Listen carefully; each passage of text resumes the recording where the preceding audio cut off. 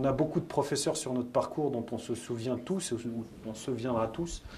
Mais moi, je me souviens aussi d'une prof de français qui avait expliqué à mon père que j'étais un cas perdu et que je n'arriverais jamais à rien. Donc, Madame Barillon, professeure de français au collège André Chénier, puisqu'on est filmé. Voilà, il n'y a jamais de jugement définitif à avoir sur les individus, qu'ils soient des profs ou des élèves. Ça, c'est le premier cas. Le second point, c'est que j'ai envie de dire que quand on évolue, il y a les endroits où on va être, il y a des codes. Des codes, ce qu'on appelle des codes sociaux, qui sont pour moi, je dis que c'est une langue étrangère. Alors souvent, on me dit, oui, mais est-ce que tu n'as pas le sentiment de te trahir? Tu viens d'un quartier, tu parles, on dirait, je ne vais pas dire comme les expressions qu'on utilise, mais je dis non, je suis ce que je suis, mais quand je vais en Angleterre, je me mets à parler anglais. Je mange à l'anglaise, et ce n'est pas pour autant que je me sens anglais. Si je vais dans un pays étranger, c'est la même chose. Donc, on a aussi des groupes humains qui sont des endroits qui peuvent vous paraître étrangers, mais dans lesquels vous allez être amené à vous déplacer. Ça peut être une entreprise, ça peut être une association, ça peut être un lieu géographique particulier, auquel cas il va falloir s'adapter. S'adapter, ça passe aussi par la langue. Je peux vous faire du « wesh, t'as vu la famille », version quartier, mais dans d'autres endroits, ça ne passera pas. Habiller, l'habit, la manière dont on s'habille est aussi un élément important qui sert à rassurer. Croyez-moi, je préfère être habillé en pull, en jean et avec mes chaussures plutôt que d'être tous les jours habillé en costume. Parce que c'est plus confortable, parce que ça correspond à un style plus jeune, etc., etc.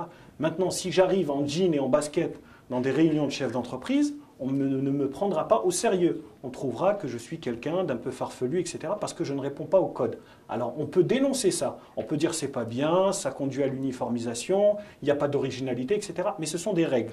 Une fois que vous avez prouvé ce que vous êtes capable d'avoir démontré, que vous avez démontré ce que vous êtes capable de faire d'un point de vue professionnel, vous pourrez effectivement vous libérer de ces codes. Moi, je connais des chefs d'entreprise qui ont réussi très bien, qui aujourd'hui, il n'y a personne qui leur dirait « mais pourquoi tu arrives en jean basket ?» Je pense à des fondateurs de sites internet qui gèrent des millions. Ça peut être Facebook, je pensais plus à des Français moins connus, mais pourquoi pas? On n'aurait pas idée de lui dire « mais pourquoi vous êtes habillé comme ça ?» Parce qu'il a démontré. Mais je ne suis pas sûr qu'il y a quelques années, quand le créateur de Facebook s'est présenté devant ses premiers banquiers, je ne suis pas sûr qu'il y ait été en t-shirt et en basket. Pour le langage, c'est pareil, il faut faire extrêmement attention et donc forcément à essayer de développer une maîtrise du verbe, de l'expression. Alors, on ne va pas faire du Rabelais ou du Victor Hugo dans le texte, mais essayer d'être au moins avec une expression simple et puis correcte et posée de manière intelligible. Et c'est quelque chose d'extrêmement important, extrêmement important. De toute manière, en fonction des milieux où vous allez être, regardez déjà, quand vous êtes à la maison avec vos parents et quand vous êtes à l'école, je suis sûr que l'intonation, la voix, les expressions, le vocabulaire n'est pas le même. Et en fonction des personnes avec qui vous parlez, déjà, la manière dont vous adressez au professeur, ce n'est pas la même que la manière dont vous adressez à votre camarade. Le vocabulaire n'est pas le même, etc. Donc, il faut juste se dire que c'est un jeu et que c'est une langue étrangère qu'il faut parfois maîtriser en fonction des lieux. Voilà, en tout cas, moi, c'est comme ça que je le perçois. Et je parle peut-être pas aussi bien. Ça me fait peur de dire qu'il y a un prof de français qui a regardé... Vous m'avez mis la moyenne, j'espère, monsieur le professeur. 18. Ah.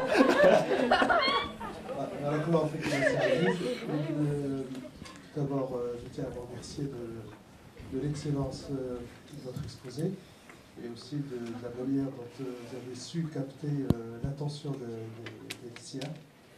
Maintenant, quels seraient les conseils que vous donnerez à l'élève, je me permets de vous appeler par votre prénom, Aziz, en seconde, qui est en seconde générale, pour justement, vu votre parcours, qu'il profite un peu de tout, on va dire, de votre analyse et de votre recul.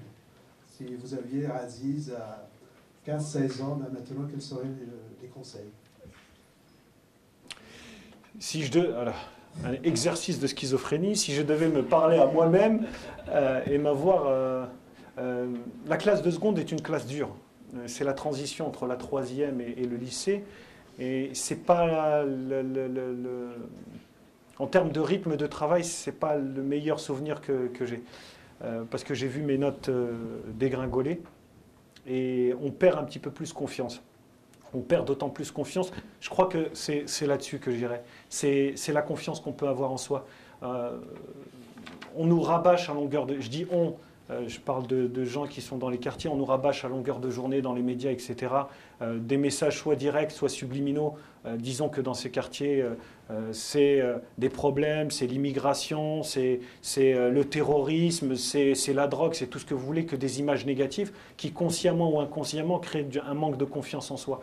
Et je pense que c'est d'abord là. Il y a des quartiers où on passe la journée à leur dire « vous êtes les meilleurs, vous êtes l'élite de demain, vous serez la France de demain, etc. » Là où dans d'autres quartiers, on explique aux jeunes que ça va être dur, ça va être dur, ça va être dur. Non, ça ne va pas être dur. Il faut croire en soi, croire en son destin, et puis beaucoup de travail, il n'y a pas de secret. Moi, si je devais me parler et remonter le temps, ça, plus on vieillit, plus on se dit j'aimerais bien remonter le temps, c'est un signe de vieillissement aussi. Je pense que je le disais à mon père il n'y a pas si longtemps, je ne sortirai pas de ma chambre. Sincèrement, je ne sortirai pas de ma chambre. Je travaillerai à l'école beaucoup plus que ce que j'ai fait. Beaucoup, beaucoup, beaucoup, beaucoup plus. Parce que je sais maintenant la valeur du diplôme, je sais la valeur de la reconnaissance académique, et je sais tout ce que j'ai loupé en ne me donnant pas à fond à l'école. Maintenant, ça ne veut pas dire aussi que ceux qui vont se donner à fond à l'école, alors excusez-moi, je vais le faire à l'envers, c'est pas parce que vous êtes le premier de la classe que vous serez celui qui réussirait le mieux à l'école, dans la vie professionnelle en tout cas. Il faut un mélange de bonne maîtrise académique et puis aussi ce qu'on appelle l'intelligence émotionnelle, c'est-à-dire il y a beaucoup d'autres formes d'intelligence que celle d'être capable de résoudre une équation ou de connaître par cœur les différentes thèses sociologiques, l'histoire, etc. Et après, ce qu'on apprend à l'école, finalement, c'est juste du matériel qui vous est donné en vrac. Ensuite, c'est à vous de construire quelque chose avec tous ces outils. Est-ce que le micro... J'ai une question, Aziz. Tu as fait des propositions, tu l'as dit, auprès des banquiers, auprès de l'administration. Tu l'as dit dans ton livre, l'ascenseur social et temporel. Est-ce qu'il y a certaines de tes propositions qui ont été retenues? Alors, est-ce qu'il y a certaines propositions qui ont été retenues? Je n'ai pas le sentiment d'en avoir vu être mises en place. Je continuerai à me battre pour ça. Je défends la création d'un comité d'expansion économique des banlieues, plutôt que d'avoir un secrétariat d'État à la ville qui ne sert à rien du tout, si ce n'est à faire des promesses. Excusez-moi, là je vais aller forcément sur le champ un peu plus politique. D'avoir un secrétaire d'État, c'était Fadel Amara aujourd'hui, je suis sûr que vous ne connaissez pas son nom, secrétaire d'État à la ville. AGEUS. Elle a créé un organisme qui aide à la recherche d'emploi qui s'appelle AGEUS. Non, le secrétaire d'État à la ville, celui qui a remplacé Fadel Amara, je suis sûr que personne... Maurice Leroy. Donc voilà.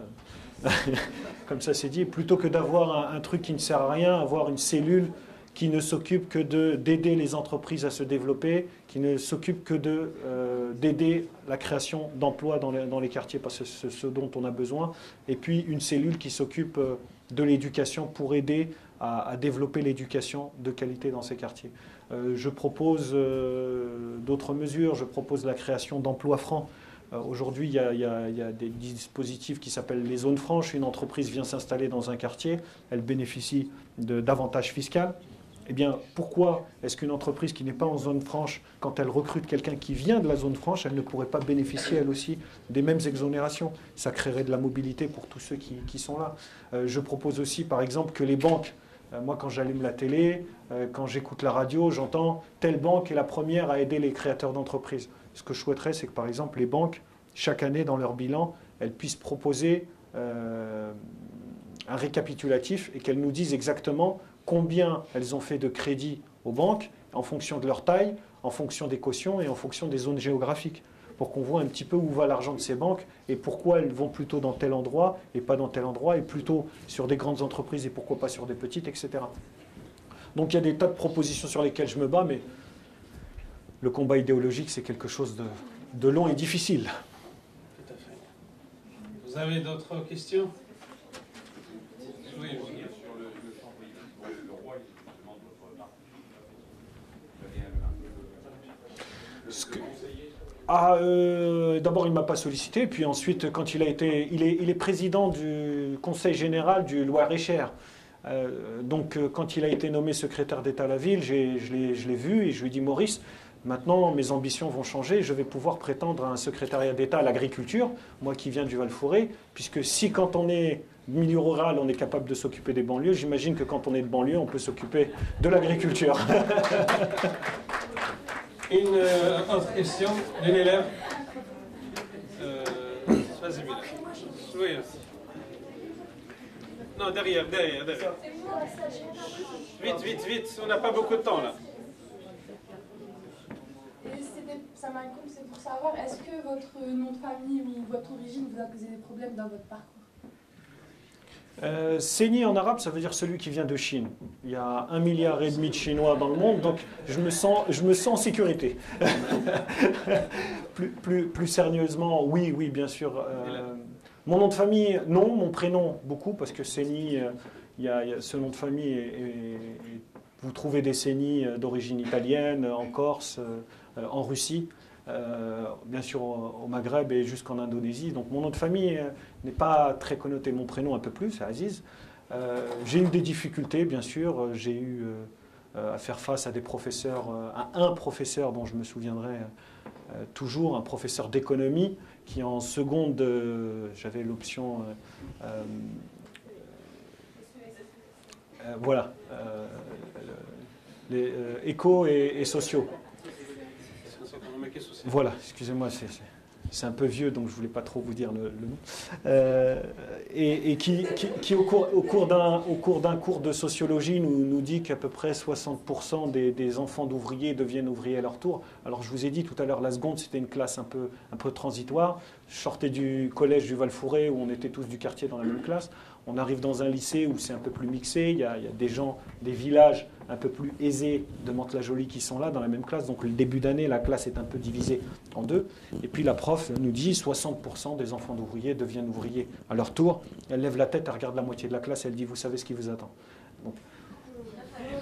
Donc là c'est pas directement lié à notre nom, mais plutôt à l'endroit où on vient.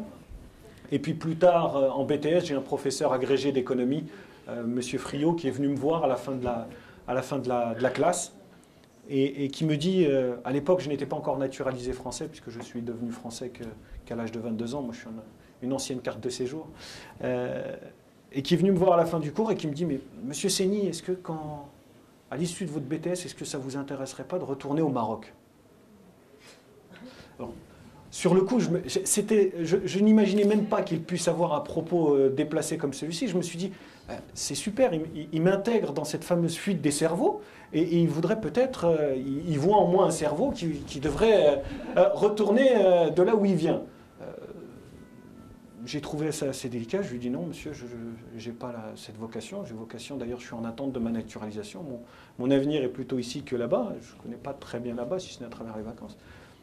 Ah, c'est dommage, hein, c'est des gens comme vous qui devraient retourner dans leur pays pour aider ce pays à se développer. Un peu bizarre. Donc voilà, aujourd'hui, je sais très bien ce qu'il avait en tête. Voilà. Est-ce que mon nom m'a joué des tours? Oui, j'imagine, quand on envoie 300 CV pour un stage en BTS et que vous n'avez pas de réponse, j'imagine que ce n'est pas uniquement parce que mon CV est mauvais. J'imagine que ce n'est pas uniquement parce qu'il y avait marqué Mantes-la-Jolie sur mon... Il y a forcément un moment donné où mon prénom a pu jouer. D'ailleurs,